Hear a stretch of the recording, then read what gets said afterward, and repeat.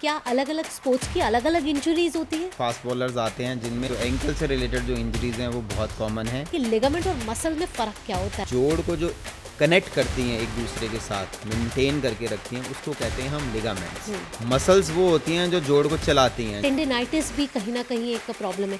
ये कितनी serious problem है? टेंडन्स की जो ब्लड सप्लाई है वो काफ़ी कम होती है, तो हीलिंग टेंडेंसी कम होती है। तो ये फ्रैक्चर्स और स्ट्रेस बेस्ड फ्रैक्चर्स में क्या फर्क है? स्ट्रेस जो फ्रैक्चर होता है, हड्डी प्रॉपर टूट जाती है उसमें। नमस्कार, टोटल हेल्थ पॉडकास्ट के एक और बेहद ही खास एपिसोड में आप सभी का स्वागत। मैं हूं आपके साथ भावना नैयर। खेल जीतने वाले मेडल पहनते हैं, लेकिन हर खिलाड़ी कभी ना कभी चोट भी पहनता है। फर्क बस इतना है कि सही इलाज उसे फिर मैदान तक वापस ले आता है। भारत आज खेलों की नई उड़ान भर रहा है। क्रिकेट से लेकर बैडमिंटन, कुश्ती, हॉकी, एथलेटिक्स और कबड्डी तक भारतीय खिलाड़ी दुनिया में अपनी नई पहचान बना रहे हैं। भारत 2030 कॉमनवेल्थ गेम्स की मेजबानी की तैयारी कर रहा है और 2036 ओलंपिक गेम्स की मेजबानी की दावेदारी भी कर चुका है। लेकिन जितने बड़े सपने उतनी ही बड़ी जिम्मेदारी। खेलेंगे तो चोट भी लगेगी, यह बात शायद हर खिलाड़ी जानता है। लेकिन सही बात यह है कि हर चोट करियर खत्म नहीं करती। सही इलाज, सही समय और सही रिहैबिलिटेशन खिलाड़ी को फिर से मैदान में लौटा सकता है। यही काम पिछले कई वर्षों से देश का प्रतिष्ठित sports injury centre Safdarjung hospital कर रहा है। यह सेंटर आज आधुनिक सर्जरी, स्पोर्ट्स मेडिसिन और एडवांस रिहैबिलिटेशन के माध्यम से खिलाड़ियों के साथ साथ आम लोगों को भी विश्व स्तरीय उपचार उपलब्ध करा रहा है। आज उसी संस्थान से हमारे साथ विशेष खास मेहमान मौजूद हैं। हमारे साथ डॉक्टर दीपक जोशी हैं, जो निदेशक है स्पोर्ट्स इंजरी सेंटर सफदरजंग अस्पताल के। और अगर मैं आपको इनके बारे में बताऊं तो करीब 2 दशकों से ज़्यादा doctor Deepak Joshi sports injury centre के साथ जुड़े हुए हैं और साथ ही स्पोर्ट्स इंजरी पेशेंट्स को लगातार ट्रीट करते आ रहे हैं और फिर से मैदान में लौटने की प्रेरणा भी वो दे रहे हैं। बहुत बहुत स्वागत है doctor Joshi total health podcast में आपका। बहुत बहुत धन्यवाद। मुझे बहुत अच्छा लगा यहाँ आकर आपके साथ स्पोर्ट्स इंजरी सेंटर में के बारे में कुछ बात करने के लिए। बहुत बहुत धन्यवाद। आइए शुरुआत करते हैं। सबसे पहले बहुत सरल सवाल से मैं शुरुआत करना चाहूँगी। क्या हर खिलाड़ी के जीवन में ये तय है कि कभी ना कभी चोट तो लगेगी ही? डेफिनेटली खेलोगे तो चोट तो लगनी ही लगनी है। बिना चोट के तो आप ये सोचा ही नहीं कि बिना चोट के आप पूरे लाइफ करियर आपका खेल में आप बिना चोट लगे आप अच्छा परफॉर्म कर सकें। तो चोट से डरना नहीं होता, चोट से कभी घबराना नहीं होता। चोट का इलाज है, संभव इलाज है और बैक टू नॉर्मल स्पोर्ट्स बहुत जल्दी आप रिकवर कर पाओगे अगर प्रॉपर वे में उसको ट्रीट किया जाएगा। जिस तरीके से भारत लगातार स्पोर्ट्स के क्षेत्र में आगे बढ़ रहा है, लेकिन और डाइवर्सिफाई करके स्पोर्ट्स के क्षेत्र में आगे बढ़ रहा है, ऐसे में क्या अलग अलग स्पोर्ट्स की अलग अलग इंजरीज होती है? या जैसे हमारे पास जो खिलाड़ी आते हैं तो मोस्टली जो लोअर लिम्ब की जो पैरों से रिलेटेड जो गेम्स हैं, जैसे हॉकी हो गया, फुटबॉल हो गया, रेसलिंग हो गया, तो इसमें हमने आमतौर पे देखा है कि घुटने और नी की और एंकल की जो टखने की चोटें हैं वो बहुत कॉमन होती हैं। जो खिलाड़ी जो भाला फेंकना है, जैसे नीरज चोपड़ा जैसे हो गए, इन ऐसे खिलाड़ियों में देखा गया कि शोल्डर से रिलेटेड, कंधे से रिलेटेड चोट या एल्बो से रिलेटेड चोट काफ़ी देखने को मिली है। तो मोटा मोटा लेके चलें, अगर हम ओवरऑल सारे स्पोर्ट्स देखें तो जो कॉमन जो जॉइंट जो चोट ग्रसित होते हैं वो हैं घुटना, टखना या एंकल और दूसरा तीसरा शोल्डर जॉइंट। तो अगर मैं बहुत कॉमन स्पोर्ट्स की बात करूँ, आपने एक तो भाला थ्रो बोला, इसके साथ हम बॉक्सिंग की अगर बात करें, बैडमिंटन, क्रिकेट, क्या इन खेलों में भी ज़्यादा इंजरीज के खतरे होते हैं? डेफिनेटली जो फास्ट बॉलर्स होते हैं उसमें हमारे पास काफ़ी सारे फास्ट बॉलर्स आते हैं जिनमें एंकल से रिलेटेड चोट, जो पीछे की टाइप बोन बढ़ जाती है, तो एंकल से रिलेटेड जो इंजरीज़ हैं वो बहुत कॉमन है। घुटने से रिलेटेड इंजरीज़ भी क्रिकेटर्स में और इन सब में बड़ी कॉमन है। जो बॉक्सर्स हैं वो जनरली आते हैं हमारे पास शोल्डर से रिलेटेड इंजरी या एल्बो से रिलेटेड इंजरी, या कई बार ट्रेनिंग, क्योंकि सभी लोग कुछ ना कुछ आजकल कोचेस फिटनेस पे काफ़ी ध्यान देते हैं, तो ट्रेनिंग में कुछ ना कुछ हर खिलाड़ी या फुटबॉल खेल रहा है या रनिंग कर रहा है या स्टेमिना बिल्ड कर रहा है, तो लोअर लिम्ब से रिलेटेड या बैक से रिलेटेड चोट भी काफ़ी इन खिलाड़ियों में हमें देखने को मिलती है। अब मैं आपसे कॉमन स्पोर्ट्स इंजरीज़ की बात करूँ, कौन कौन सी ऐसे कॉमन स्पोर्ट्स इंजरीज़ हैं जिनके बारे में हम सभी को जानना बड़ा ज़रूरी है, क्योंकि हमें क्या लगता है कि चोट लग गई।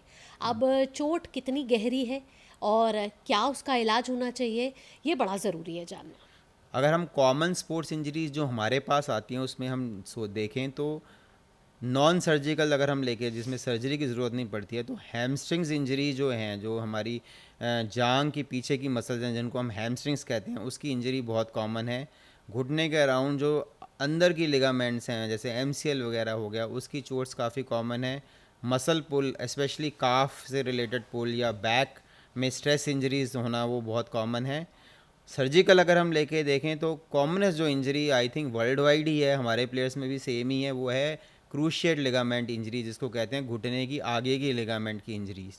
तो ये काफ़ी कॉमन है जो। और शोल्डर में अगर हम देखें तो कंधा जो उतर जाता है बार बार प्लेयर्स का, जी। स्पेशली बॉक्सर्स में, थ्रोअर्स में काफ़ी कॉमन है, क्रिकेटर्स में भी कॉमन है। तो वो कंधा निकलना बार बार जो होता है, शोल्डर जिसको कहते हैं, बाहर निकल गया या डिसलोकेट हो गया, वो काफ़ी कॉमन देखने में आती है। बिल्कुल। साथ साथ मैं आपसे ये भी पूछना चाहती हूँ कि हम कई बार ना चाहते हुए भी बहुत सारे गलतियाँ कर देते हैं खेल खेलते हुए। क्या वो गलतियाँ हैं जो कहीं न कहीं आप जब पेशेंट्स को देखते हैं तो ना चाहते हुए भी लग सकता था कि शायद नहीं चोट लग सकती थी, लेकिन क्योंकि प्रॉपर इन्फॉर्मेशन नहीं थी और ये चोट लगवा कर आ गए?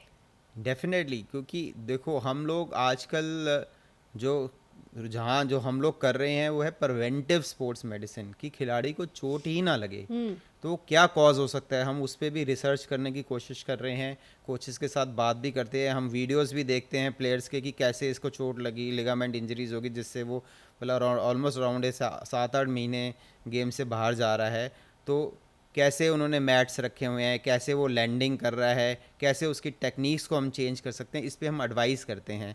तो प्रिवेंटिव स्पोर्ट्स मेडिसिन जो है आज की डेट में बहुत इंपॉर्टेंट है, ताकि खिलाड़ी को चोट ही ना लगे। दूसरा चीज़ है कि अगर छोटी चोट लगती है तो कोच को पता होता है कि अब खिलाड़ी खेल पाएगा आगे कि नहीं खेल पाएगा, लेकिन कई बार वो खिलाड़ी को पुश कर देता है कि आज तो मेडल लाना ही लाना है। तो उसमें क्या होता है कि चोट ऐसी सीवियर हो जाती है कि वो मतलब आगे भी उसको बड़ी प्रॉब्लम होगी, सिलेक्शन में भी, मेडल लाने में भी, और बैक टू स्पोर्ट्स पहुंचने में भी प्रॉब्लम होती है।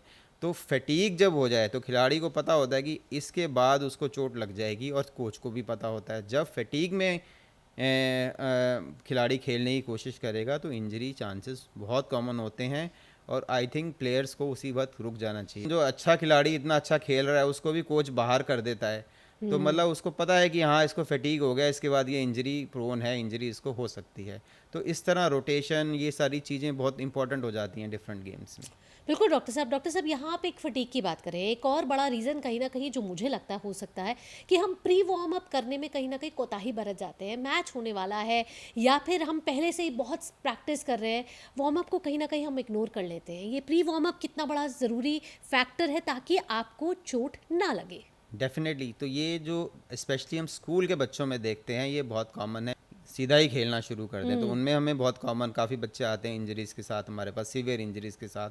तो pre warm up, pre stretching बहुत इंपॉर्टेंट है। हायर लेवल के जो कोचेज़ हैं, जो अब नेशनल लेवल पे हैं, इंटरनेशनल लेवल के जो हमारे कोचेज़ हैं, वो बिल्कुल ट्रेंड है, उनको पता है कि प्री परफॉर्मेंस वार्म अप का क्या रूल है। तो I think pre performance warm up as well as after the competition also stretching, and उसका अच्छे से स्ट्रेच करना मसल्स को, और फ्लूइड्स इनटेक करना, रिप्लेनिश करना, ये काफ़ी इंपॉर्टेंट होता है, सो दैट इंजरीज ना हो। बिल्कुल। डॉक्टर साहब आपने इंजरीज़ की बात की थी, एक एक करके मैं इंजरीज़ पे आना चाहती हूँ। आप बोल रहे थे कि एक होता है लिगामेंट, एक होता है मस्कुलर। मुझे सबसे पहले आप ये फ़र्क बताइए कि लिगामेंट और मसल में फ़र्क क्या होता है, और कौन कौन सी इंजरीज़ मस्कुलर है या फिर लिगामेंट से बेस्ड है?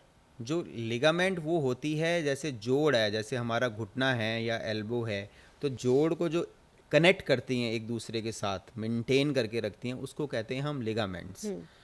मसल्स वो होती हैं जो जोड़ को चलाती हैं, जैसे बाइसेप्स होगी, ट्राइसेप्स होगी, जैसे क्वाड्रिसेप्स होगी, नी की मसल्स होगी, ये सारी मसल्स होती हैं।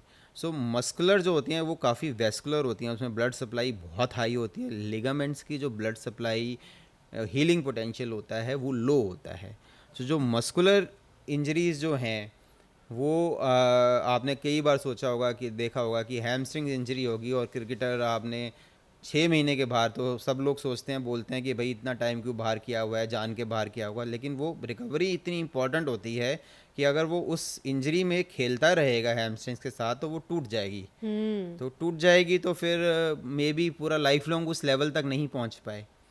बाकी जो लिगामेंट इंजरीज होती हैं वो क्या होता है कि एक बार लिगामेंट इंजर होगी तो उसको इमोबलाइज करना, मतलब प्लास्टर लगाना या ब्रेस लगाना, सो दैट वो प्रॉपरली हील कर जाए, वो बहुत इंपॉर्टेंट होता है, क्योंकि लिगामेंट की ब्लड सप्लाई या वेस्कुलर सप्लाई बहुत कम होती है, हीलिंग पोटेंशियल कम होता है उसका।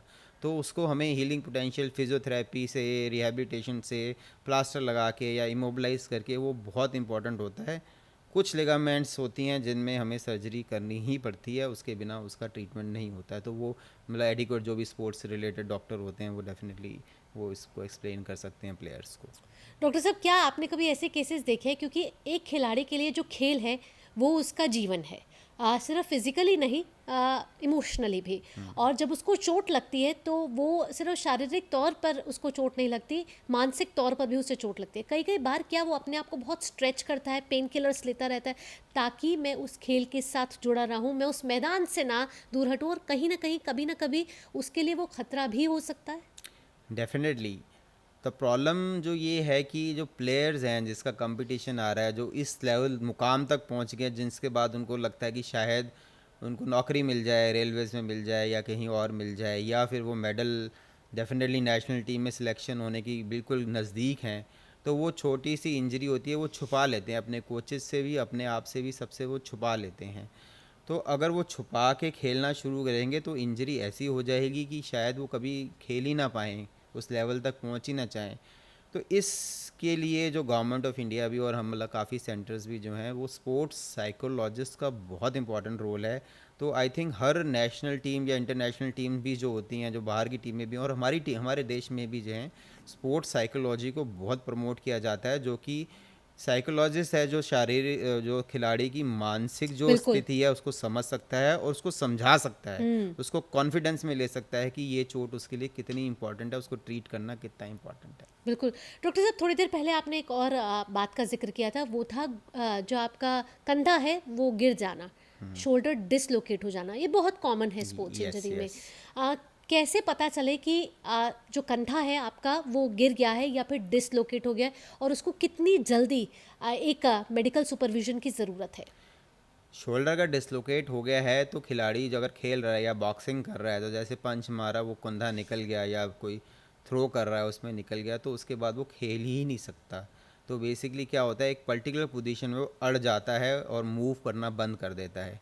कई बार कैसा होता है कि वो पार्शियल डिसलोकेट होता है, खिलाड़ी को पता लग जाता है कि वो बाहर निकला है और एकदम से अंदर आ गया, लेकिन दर्द असहनीय होता है उसके अंदर। तो ऐसी सिचुएशन में है कि ये बहुत ही इमरजेंसी है, इमीडिएट ही डॉक्टर को दिखाना है, जो भी आसपास है, जो भी टीम का डॉक्टर है या वो आसपास जो मेडिकल कॉलेज है या बड़ा हॉस्पिटल है वहाँ जाके दिखाना चाहिए, और वो डायग्नोस करेंगे कि डिसलोकेटेड है कि नहीं, और इमीडिएट रिड्यूस, मतलब within 6 hour it has to be reduced. तो तभी बिल्कुल। अदरवाइज़ बड़ा मुश्किल होता है उसको रिड्यूस करना, और जो प्रॉपर ट्रीटमेंट है उसके बाद कि उसको बांध के रखना, हील कर जाए, तो वो सारा इंपॉर्टेंट होता है। बिल्कुल। आपने घुटने से जुड़ी हुई चोट की भी बात की थी, जिसमें कहीं न कहीं एक एसीएल टियर है, मेनिस्कस टियर होता है। अगर नी से जुड़ी हुई स्पोर्ट्स इंजरी की मैं बात करूँ, तो कौन-कौन सी वो स्पोर्ट्स इंजरीज़ हैं और इनका ट्रीटमेंट कैसे किया जाता है?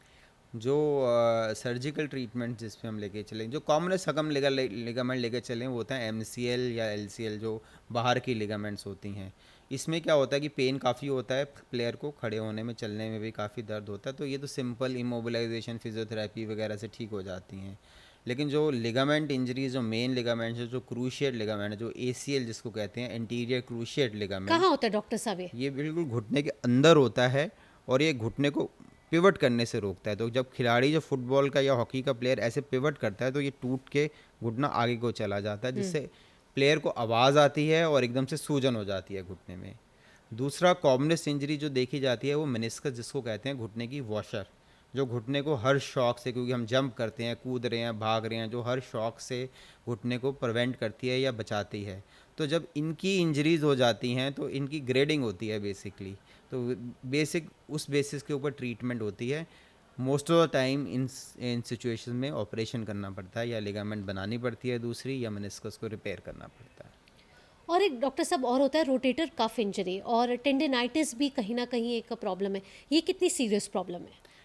टेंडनाइटिस वेरियस जगह पे हो जाती है, जैसे टेनिस एल्बो में कहते हैं हम, टेनिस एल्बो एपिकोंडलाइटिस कहते हैं, ये भी टेंडनाइटिस है एक तरह से। गोल्फर एल्बो में अंदर की तरफ दर्द होता है तो वो भी एक तरह की टेंडनाइटिस है। शोल्डर के अंदर सुप्रास्पाइनेटस मसल होती है जो ऊपर उठाती है, इसमें भी टेंडनाइटिस है। टेंडनाइटिस क्या होती है? टेंडन के अंदर सूजन, मतलब जो मसल जब बोन पे अटैच होती है, एक बड़ा मस्कुलर फ्लैशी चीज़ अटैच होती है, तो वो एक छोटे से टेंडन के ज़रिए अटैच होती है। अगेन इन टेंडन्स की जो ब्लड सप्लाई है वो काफ़ी कम होती है, तो हीलिंग टेंडेंसी कम होती है। तो जब भी टेंडनाइटिस होती है या दर्द होता है तो इसमें प्रॉपर फिजियोथेरेपी या इंजेक्शन ट्रीटमेंट जो एडवाइस की जाती है उससे ये ठीक हो जाते हैं। हम्म। दूसरा है रोटेटर कफ। रोटेटर कफ जो हैवी मार्शल आर्ट्स खेलते हैं, जो थ्रोअर्स होते हैं, इनमें रोटेटर कफ की इंजरी होती है, जो कि कंधे की इंपॉर्टेंट मसल्स होती हैं जो कंधे को उठाती हैं, पीछे करती हैं, जो कंधे को जान प्रोवाइड करती हैं। उसमें सुपरास्पाइनेटस सबसे इंपॉर्टेंट मसल्स है। अगर उसमें टेयर हो जाता है तो उसमें भी ग्रेड होता है। अगर 50% से ज़्यादा टेयर है तो हमेशा ऑपरेशन करने की ज़रूरत पड़ती है। अगर छोटा टेयर है तो हम फिजियोथेरेपी या एक्सरसाइज से ट्रीट कर सकते हैं। लेकिन सबसे इम्पॉर्टेंट ये है कि जब इंजरी है तो उसको एडिक्वेट रेस्ट देना इम्पॉर्टेंट है, बिल्कुल। क्योंकि बॉडी अपने आप को डेफिनेटली हील करने की कोशिश करती है। इसके साथ डॉक्टर साहब हैमस्ट्रिंग इंजरीज के बारे में भी बात कर लेते हैं। हैमस्ट्रिंग इंजरीज क्या होती है, और अगर इसके रिकवरी पीरियड की बात करें तो हैमस्ट्रिंग इंजरीज से आप कितनी जल्दी रिकवर कर पाते हैं? हैमस्ट्रिंग इंजरीज जो होती हैं, जो थाई मसल्स की पीछे की मसल्स होती हैं जो घुटने को पीछे को मोड़ती हैं, वो उनको कहते हैं हम हैमस्ट्रिंग्स। तो स्पेशली जो बॉलर्स हैं, फास्ट रनर्स हैं, जो भाग के जो भी काम कर रहे हैं, जो प्लेयर्स हैं, तो उनमें हैमस्ट्रिंग्स इंजरी होना काफ़ी कॉमन है। अब हैमस्ट्रिंग इंजरी की रिकवरी वेरी करती है पेशेंट टू पेशेंट, कितनी सीवियरिटी है उसमें। द ओनली थिंग इज़ कि उसमें proper stretching, proper rest, physiotherapy और कभी कभी ब्लड के इंजेक्शन या पीआरपी इंजेक्शन हमें लगाने पड़ते हैं immediately, so that healing faster हो। तो आजकल मोडेलिटीज़ तो बहुत सारी हैं फिजियोथेरेपी से रिलेटेड, काफ़ी मोडेलिटीज़ आजकल, एडवांस मोडेलिटीज़ इंडिया में जो किसी भी कंट्री में शायद बाहर के देश में हो, वो सारी इंडिया में मौजूद जी। हैं, जिससे रिकवरी फास्टर होने की कोशिश करते हैं। लेकिन एक रिटर्न टू स्पोर्ट्स टेस्ट करना होता है, मतलब हम हर प्लेयर में करते हैं कि जब वो चाहे हैमस्ट्रिंग इंजरी है, चाहे एसीएल इंजरी है, चाहे ये है, तो एक proper return to sports test किया जाता है जिसमें बैटरी ऑफ टेस्ट हैं, जिसको उसको पास करना पड़ता है ताकि वो उसको खेलने के लिए हम अलाउ करें। अगर वो पास नहीं करता है, अगर उसमें खेलेगा, तो इंजरी के चांसेस फिर से बढ़ जाते हैं। जी। डॉक्टर साहब, एक तो फ्रैक्चर्स का खतरा भी अगर स्पोर्ट्स इंजरीज में गए तो बहुत ज़्यादा हो जाता है, लेकिन एक स्ट्रेस बेस्ड फ्रैक्चर्स भी होते हैं। यस। तो ये फ्रैक्चर्स और स्ट्रेस बेस्ड फ्रैक्चर्स में क्या फ़र्क है? स्ट्रेस जो फ्रैक्चर होता है, हड्डी प्रॉपर टूट जाती है उसमें, मतलब हिलना शुरू हो जाती है, हड्डी के दो टुकड़े हो जाते हैं, तो बेसिकली मूवमेंट है। लेकिन जो स्ट्रेस फ्रैक्चर जो होते हैं हड्डी में, जो होता है कि बाहर का कॉर्टेक्स होता है, अंदर का मेडुला होता है, तो पार्शियल फ्रैक्चर्स ही होते हैं, मेडुला के अंदर होते हैं, जो अंदर का तरल पार्ट होता है, तो ऐसा लगता नहीं है कि वो फ्रैक्चर हो गया है। जी। लेकिन दबाने से या फील करने से या उससे पता लगता है कि हाँ, यहाँ पे स्ट्रेस फ्रैक्चर्स है। स्पेशली मार्चर्स, रनर्स, इन सब में, और फास्ट बॉलर्स में स्पाइन में बहुत कॉमन है स्ट्रेस फ्रैक्चर्स होना। और जो रनर्स हैं उनमें टिबिया बोन जो होती है, जो लोअर बोन है बेसिकली घुटने के नीचे की, उसमें स्ट्रेस फ्रैक्चर होना बहुत कॉमन है, और इट इज़ वेरी कॉमन। और ट्रीटमेंट सिंपल है, इट इज़ रेस्ट। बेसिकली है कि रेस्ट देना है, और कुछ फिजियोथेरेपी की मोडालिटीज़, कुछ दवाइयाँ होती है, पर मोटा मोटा है कि स्ट्रेस फ्रैक्चर हो गया तो रेस्ट देना है, सो दैट ये कंप्लीट फ्रैक्चर ना बन जाए। डॉक्टर साहब, आजकल बच्चे भी बहुत स्पोर्ट्स में आगे बढ़ते हुए नज़र आ रहे हैं और कई स्पोर्ट्स इवेंट्स उनके भी हो रहे हैं, लेकिन क्या आप मानते हैं कि आप ज़्यादा उन पर भी कहीं ना कहीं एक स्ट्रेस बढ़ता हुआ जा रहा है स्पोर्ट्स कल्चर को देखते हुए? और क्या आप अपने सेंटर में पीडियाट्रिक स्पोर्ट इंजरीज ज़्यादा देख रहे हैं पहले के मुकाबले, और क्या बच्चे कुछ गलतियाँ कर रहे हैं स्पोर्ट्स से जुड़ी हुई? यस। तो paediatric sports injury are on rise. Commonwealth Games जब इंडिया में 2010 में जो पहली बार स्पोर्ट्स इंजरी सेंटर जो बना था, जब फर्स्ट हमारा जो बना था, उसके बाद जो रुझान बच्चों में बढ़ा है वो काफ़ी हाई है, और ऐसे ही बच्चों की में इंजरीज़ भी काफ़ी बड़ी हैं जो हमारे पास देखने में आती हैं। जो कॉमनेस्ट है डेफिनेटली स्ट्रेस है। अगर पेरेंट्स तो माँ बाप तो लगते हैं कि पढ़ोगे तो बनोगे नवाब, खेलोगे कूदोगे होगे ख़राब, पहले तो यही ऐसा बोला जाता था। लेकिन डेफिनेटली आजकल पेरेंट्स और सब कुछ भी खेल में बच्चों को आगे बढ़ाने की कोशिश करें, तो अगर खेल में करियर बना रहे हैं तो एक तरह से स्टडीज़ कम हो रही होती हैं उस बच्चों की। जी तो बिल्कुल। डेफिनेटली हर जो बच्चा खेलना शुरू करता है उसका मकसद तो ओलंपिक या कोई मेडल ही होता है। बिल्कुल सही तो बात। डेफिनेटली स्ट्रेस तो बच्चों पे रहता ही है उसमें, और सारा दिन खेलते रहते हैं। सो द प्रॉब्लम बच्चों में जो देखी है डाइटरी फैट्स, सो जो है उनकी डाइट, हमेशा ये लोग एडिक्वेट डाइट, प्रॉपर डाइट लेते नहीं हैं, प्रॉपर कोचिंग नहीं होती इनकी, अच्छे से स्ट्रेचिंग नहीं करते हैं, पहले वार्म अप नहीं करते हैं, स्ट्रेंथनिंग नहीं करते हैं, बस सीधा खेलना शुरू कर देते हैं, जिसकी वजह से इंजरीज इनमें काफ़ी देखने को मिली है। डॉक्टर साहब, यहाँ आप प्री वार्म अप की बात कर रहे हैं, मैं आपसे यहाँ पर कूल डाउन पीरियड की भी बात करना चाहती हूँ। जब खेल खत्म हो गया, क्या कूल डाउन पीरियड भी बड़ा इंपॉर्टेंट होता है? Yes, very important. Most of the, अगर अच्छे कोचिंग सेंटर्स में आप देखोगे तो हमेशा खेल ख़त्म होने के बाद बच्चों को कूल डाउन करना, लिटाना, वाटर हाइड्रेट करना और स्ट्रेचिंग कराना, तो मोस्ट ऑफ द सेंटर्स में कोचेस ये लोग करते हैं। और ऐसे ही मतलब ये इनकलकेट करना पड़ेगा कि pre of warm up as well as post game stretching, ये दोनों की दोनों बहुत इंपॉर्टेंट है। अदरवाइज तभी इंजरी प्रिवेंशन होगी और muscles basically then adequately they will act according to the demands of the games.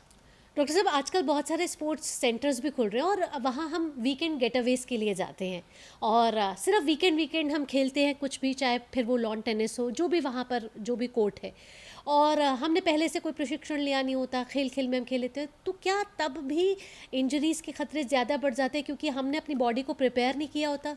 Yes, बिल्कुल एकदम। इस तरह के लोग, पेशेंट्स भी हमारे पास काफ़ी तादाद में आते हैं जो रिक्रिएशनल खेलते हैं, जो कभी कभी खेलते हैं, उसमें इंजरी के चांसेस सबसे ज़्यादा हाई होते हैं। तो प्रॉपर अगर आपको खेलना है तो स्ट्रेंथनिंग भी करनी पड़ेगी। सो हम लेके चलते हैं, अगर कोई 3 दिन खेल रहा है तो 3 दिन स्ट्रेंथनिंग भी करनी पड़ेगी, उसको स्ट्रेचिंग भी करनी पड़ेगी, वार्म अप भी करना पड़ेगा। कैपेसिटी से ज़्यादा नहीं खेलें। हर किसी को पता होता है कि अगर आप खेल रहे हो कि इसके बाद इंजरी होनी होनी है, तो उतनी अपनी कैपेसिटी में ही खेलना है। हर प्लेयर बराबर नहीं होता, हर पर्सन बराबर नहीं होता। और साथ साथ डॉक्टर साहब, मैं पूछना चाहती हूँ, आजकल जिम कल्चर का भी ट्रेंड लगातार तेज़ी से बढ़ रहा है, सब फिटनेस फ्रीक आजकल बनने के लिए पूरा प्रयास कर रहे हैं, और ऐसे में हम बड़ी जल्दी जिम में भारी वज़न उठाने की कोशिश करते हैं सो दैट हमारी मसल्स स्ट्रॉन्ग हो जाए। ऐसे में क्या उस समय भी इंजरीज़ के खतरे बढ़ जाते हैं? डेफिनेटली इस तरह के पेशेंट्स भी हमारे पास काफ़ी आते हैं जिम से रिलेटेड जो हैं प्रॉपर, क्योंकि gym trainer is not a trained person. तो अगर वो तो अपनी तरफ से पूरा कि आज ही से इतने सेट्स कर लो, 40 के सेट्स कर लो, 20 के सेट्स कर लो, तो हर जो पर्सन है वो डिफरेंट है, उसकी फिजियोलॉजी डिफरेंट है।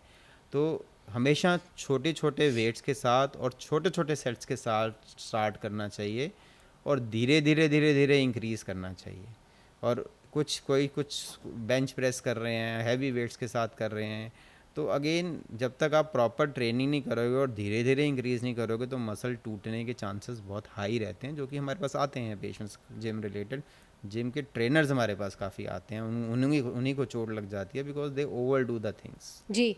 डॉक्टर साहब, एक और है कि क्योंकि कभी कभी क्या होता है कि हम खुद से भी ट्रीटमेंट लेना चाहते हैं, एक समय होता है कि एक अभी तो डॉक्टर के पास नहीं पहुंच सकते, खुद ही अपना फर्स्ट एड कर लेते हैं, तो ऐसे में एक राइज मेथड है। यस। हालांकि ये चावल से जुड़ा हुआ नहीं है, तो आप बता दीजिए राइज मेथड क्या होता है? राइज़ आज की डेट में भी बहुत इम्पॉर्टेंट है। राइज़ है कि जैसे ही इंजरी हो और स्वेलिंग हो रही हो या आपको लग रहा है कि कुछ प्रॉब्लम है चोट लगने के बाद, तो सबसे पहले है रेस्ट देना, खेलना बंद कर देना है वहीं पे, ठीक है।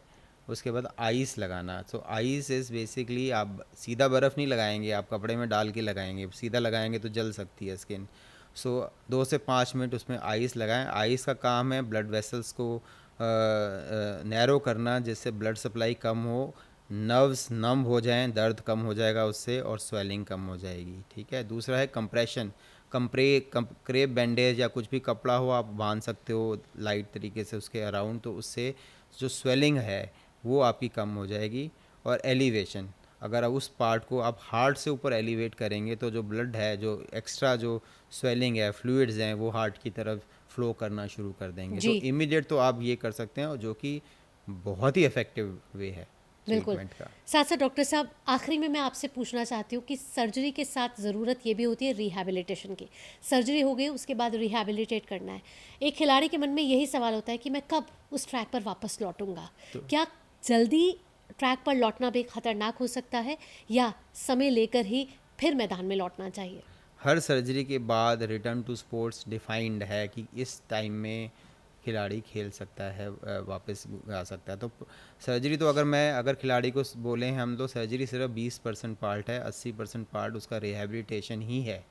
तो जब तक उसका जॉइंट सेंस इम्प्रूव नहीं होगी, जब तक उसका ब्रेन आइडेंटिफाई नहीं करेगा कि अब जॉइंट इतना प्लाएबल है, इतना फ्लेक्सिबल है, तब तक आई थिंक उसको खेलना नहीं चाहिए, और जब तक डॉक्टर ना अलाउ करे रिटर्न टू स्पोर्ट्स के साथ। बिल्कुल। डॉक्टर साहब, आखिर में 5 ऐसी चीज़ें जो आप एक खिलाड़ी को कहना चाहेंगे कि करनी चाहिए और नहीं करनी चाहिए, डूज एंड डोंट्स।